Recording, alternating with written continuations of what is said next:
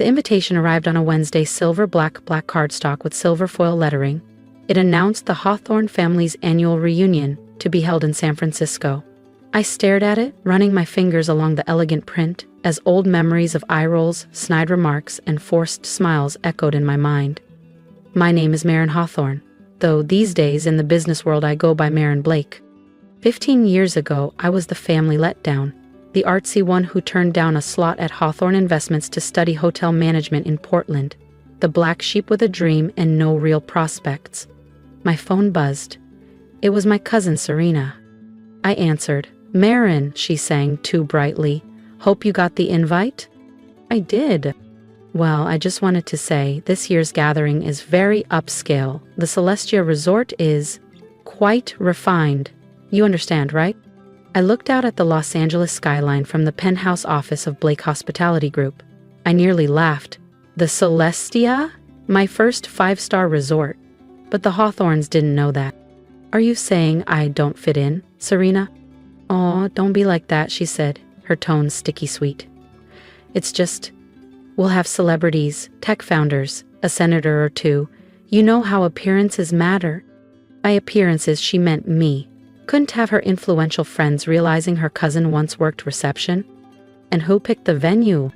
"I did, obviously," she said proudly. "Dad said I have a knack for luxury spaces. The Celestia is the top spot in the Bay Area. I had to call in serious favors to land it." I nearly choked. The favor had come through our booking site. I'd approved it personally, at 40% above our premium rate. "That must have been tricky," I said.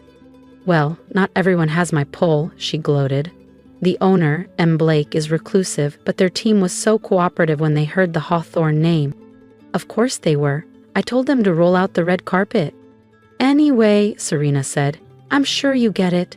Maybe next year, if you've moved up from that boutique motel in Silver Lake." That motel launched my entire empire. "But sure, Serena, maybe next year." "That motel," Serena mocked. "It was actually my pilot property, where I tested and refined the innovations that would later make Blake Hospitality Group a disruptor in the luxury hotel world. But the Hawthorns stopped paying attention to my career long ago." "Something like that," I had told her. After hanging up, I leaned back in my leather chair, the hum of Los Angeles traffic faint beneath the double-glazed windows. Memories rushed in. 15 years ago, I'd graduated from the University of Oregon with a degree in hotel management, brimming with ideas and zero support from my family. "You're going to clean rooms for a living?" my father had boomed. "No Hawthorne wears a name tag." But I did, and I carried luggage, scrubbed floors, handled irate guests, and trained staff. I didn't just want to run hotels, I wanted to reinvent them. And to do that, I had to understand every inch of how they worked. Within 4 years, I opened my first property, a boutique stay in Silver Lake called the Blue Lantern. It sold out every weekend. Now, at 34, I own 21 high-end resorts across 5 countries. The Celestia, their reunion venue, was my crown jewel. A fusion of California coastal design and sustainability tech, it won Luxury Resort of the Year twice. And now, somehow, my family thought it was too good for me. My phone buzzed again. It was Marcus, my assistant. "Reunion contract needs your signature. Want me to bring it up?" I typed back with a grin. "No need. I've got plans for this one." I opened my laptop and began finalizing the adjustments. If they thought I wasn't fit to attend, they were about to experience what exclusion looks like. When the outsider signs your guest list. Every decision for the reunion would pass through my hands. The lighting, the music, the chef's tasting menu, even the ambient scent used in the lobby. It was time for a quiet spectacle.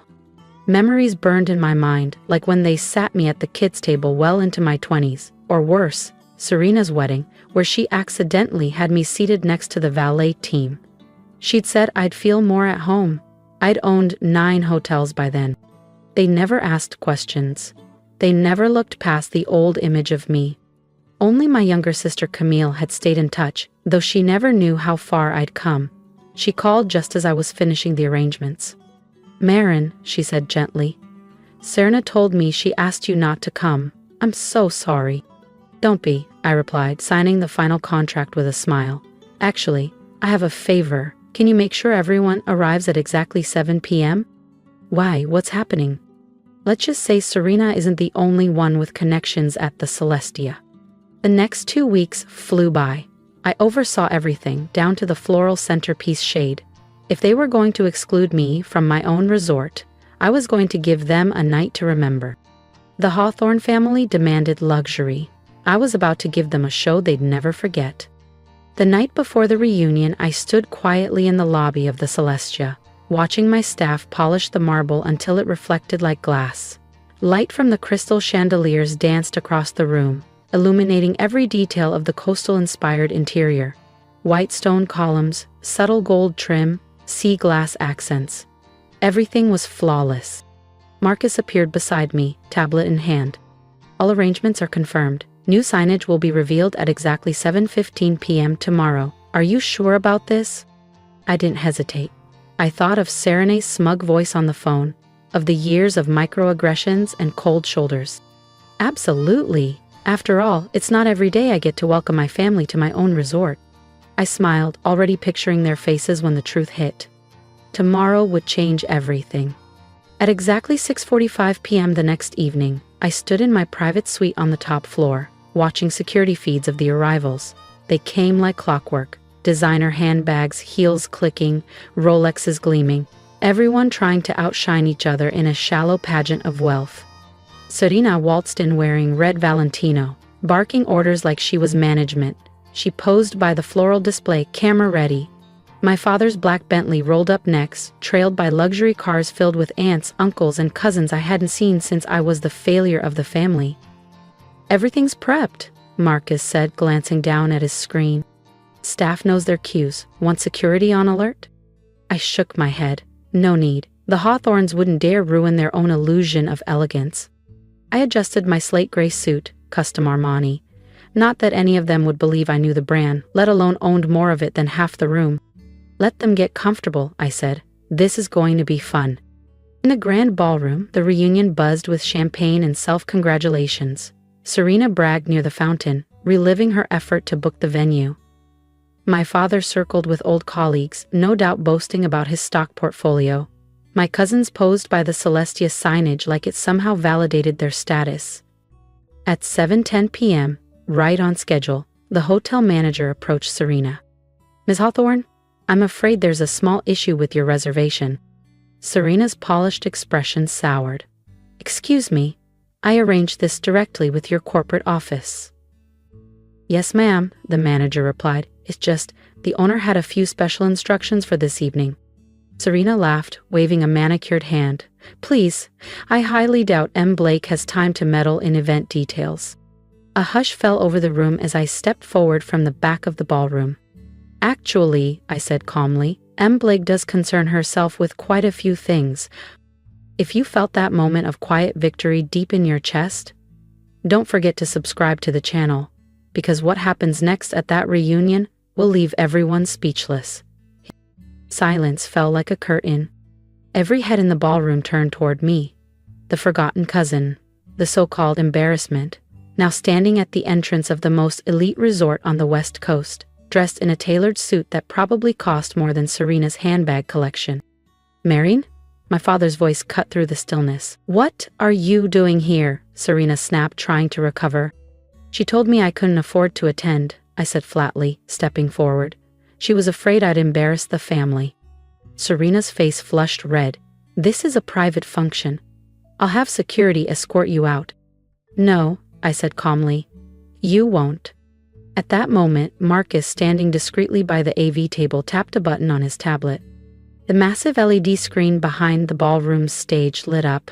First, the Celestia Resort logo appeared, followed by bold letters that read, Owned and operated by Marion Hawthorne Blake, founder and CEO, Blake Hospitality Group. A gasp echoed across the ballroom. Glass clinked. Somewhere near the fountain, someone dropped a fork. Serena's champagne flute slipped from her hand and shattered against the marble floor. That's not possible, she stammered. Would you like to see my business card? I offered sweetly, holding up the sleek black leather case in my hand. Or maybe the property deed? I gave the portfolio a gentle pat. My father stepped forward, eyes wide, voice low. You own this place? And 20 other properties, I nodded. Though this one is special. It's where I began my career, back when you said I was throwing my life away cleaning hotel rooms. The memories surfaced again. Serena sneering at my housekeeping uniform, my aunts whispering that I'd settled, cousins cropping me out of photos like I didn't belong. All those years, I continued, letting the words sink in. You looked down on me, but you never once looked up. I turned to Serena. The tiny motel in Silver Lake you loved to mock? That was my prototype, my innovation lab, the foundation of what this industry now calls the gold standard. Marcus stepped forward, placing elegant navy folders into the hands of key family members. These, he said, contain the real story behind Blake Hospitality Group and the invoice for tonight's event. Serena grabbed hers, rifling through it with trembling hands. Her eyes widened. This is above market. About 40% above, I confirmed. A family surcharge, if you will. From the back of the room, Camille burst into laughter. A few others followed, awkward at first, then bolder as the tension cracked. My father looked at me, jaw tight. Why didn't you ever tell us? I met his gaze. Would you have believed me? He said nothing. No one did. But in that moment, the silence spoke volumes. 15 years ago, you told me no daughter of yours would ever work in a hotel, I said, my voice steady but clear. Well, you were right about one thing. I don't work in a hotel. I paused, then smiled. I own them. Around the room, every digital screen came to life. Panoramic visuals of my resorts worldwide flickered across the ballroom. The golden hues of our overwater villas in the Maldives, the snow-draped elegance of our Swiss alpine retreat, the towering grandeur of our glass-fronted property in Dubai, where the skyline stretched like a crown across the horizon. As for tonight's reunion, I added smoothly, your reservation hasn't been canceled. You're welcome to stay. In fact, I've arranged a private tour of the property. I think it's time you all saw what a career in customer service really looks like. Serena took a step forward, her polished persona cracking. Marin, we never meant. I cut her off, gently but firmly. Yes, you did. Every snide joke, every time you left me out of the photo, every time I was treated like the help. I looked around the room, voice lifting just slightly. But while you were busy upholding your status, I was busy building a legacy. Welcome to the Celestia. The crowd stirred. My team will escort you to your upgraded suites. Though, Serena, I added, turning slightly, your room had to be adjusted last minute due to a high-profile booking. We had to place you in one of our standard queen rooms. Her face flushed a deep crimson. The same room category she once mocked me for cleaning. As the family followed staff to their suites, some in awkward silence, others nervously whispering, my father stayed behind. I was wrong, he said, his voice uncharacteristically soft. About everything. I studied him for a long moment. The man who once belittled my choices now looked small, unsure. Yes, I said quietly, but do you want to know the best part of owning 21 hotels, Dad? He raised an eyebrow.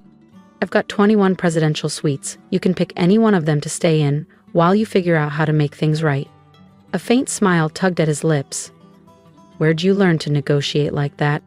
Probably the same place I learned real leadership, by starting at the bottom, something this family never had to do. That night, after the private tours and quiet conversations had ended, I stood in my penthouse suite, overlooking the San Francisco skyline. Marcus entered with a folder in hand. Tonight's final numbers, he said. Your family seems humbled. I laughed. Amazing what a little perspective, and a room without a view, can do. Are you going to tell them, he asked, about Paris, Tokyo? I turned to the desk where the contract sat, ready to be signed. Not yet, I smiled. Let them be surprised. The Celestia was just the beginning. If you've loved watching Marin reclaim her power, don't forget to subscribe, because in the next chapter the world gets even bigger. And the family? They're not done learning yet. Let's save something for next year's reunion, I said aloud to no one, the city lights of San Francisco glittering below me. Every smart hotelier knows Repeat guests are the best kind. I leaned against the floor-to-ceiling window of my penthouse, my reflection framed by the skyline I used to only dream of. The journey from scrubbing baseboards to signing international development deals hadn't been easy, but it had been worth it. Success, I realized, was never about vengeance. It wasn't about proving my family wrong. It was about proving myself right. And sometimes the sweetest kind of revenge isn't cold at all. It's warm, luxurious, served with a rooftop breakfast and a view that takes your breath away. My phone buzzed. Serena. Can we talk tomorrow, please?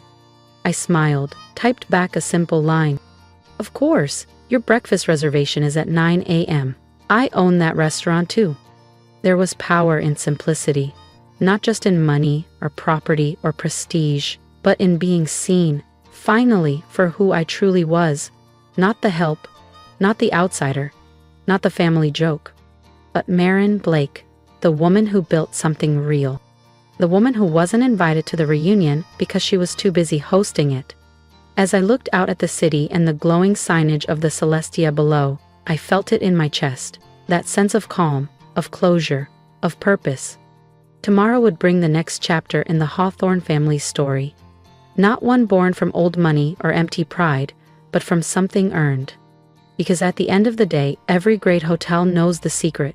It's not just about offering a bed. It's about giving people something they'll never forget. And tonight, my family would remember. If you've made it this far, thank you for walking this journey with me. I'd love to hear your thoughts. Drop a comment below and tell me what you would have said if you were in my shoes that night. Would you have stayed quiet? Would you have made the same choices? Or would you have done something completely different? Let's talk about it. I read every comment, and your perspective matters more than you know. And if you felt even a flicker of inspiration from my story, hit that subscribe button. There's more ahead, more moments of truth, more family twists, more growth, because this wasn't just about a reunion. It was about reclaiming space that was always mine to begin with. Here's what I've learned. Sometimes the world and the people in it won't see you until you've built something so undeniable they can't look away. That's okay. Let them laugh. Let them doubt. Let them label you the underdog, because quietly, consistently, and powerfully, you can rise. Start small, start where they think you're nothing, and use every slight, every snide remark, every exclusion as bricks in your foundation. You don't need revenge, you just need results. And when that day comes, when they walk into a room you own and don't even realize it yet, smile. Not because you beat them, but because you never needed their permission to shine. Your worth was never theirs to decide. So build, dream, show up. And when you do, I'll be here, cheering you on from the penthouse.